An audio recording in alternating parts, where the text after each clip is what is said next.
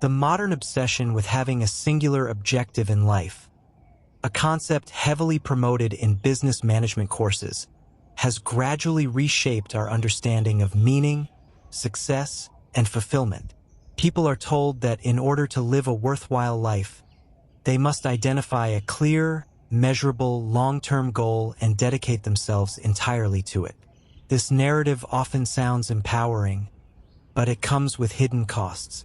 Historically, such an idea was nearly absent.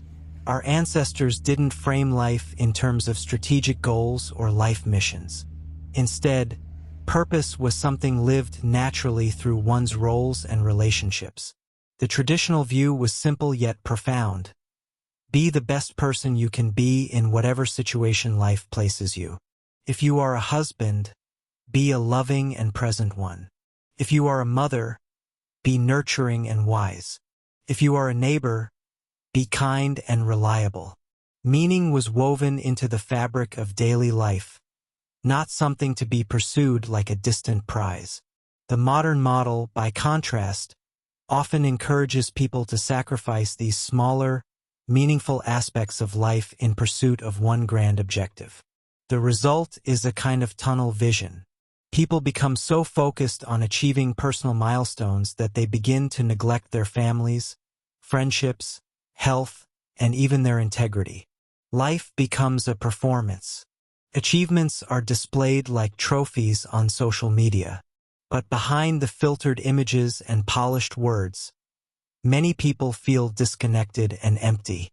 In this culture, we are seeing less of what makes us human, tenderness, presence, humility, and more of what makes us appear successful. People have forgotten how to be good spouses, mentors, friends, or neighbors. The beauty of the moment, the small acts of kindness, the quiet joy of simplicity, these are often overlooked. As a result, as you put it, life becomes colorless. Nobody is real. Positive psychology offers an important counterbalance to this mindset. Instead of focusing solely on achievements, it encourages a broader and more human understanding of well-being.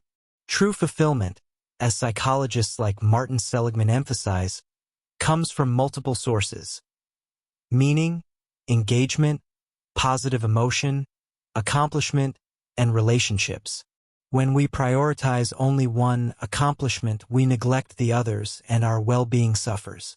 Carl Jung expressed this deeper truth when he said, "The privilege of a lifetime is to become who you truly are."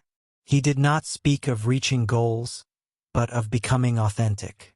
Jung understood that purpose is not an external target but an internal alignment, a process of discovering and expressing one's true self in the context of real life. Ancient Chinese wisdom also speaks to this balance. A well-known saying captures it perfectly: tension is who you think you should be. Relaxation is who you are.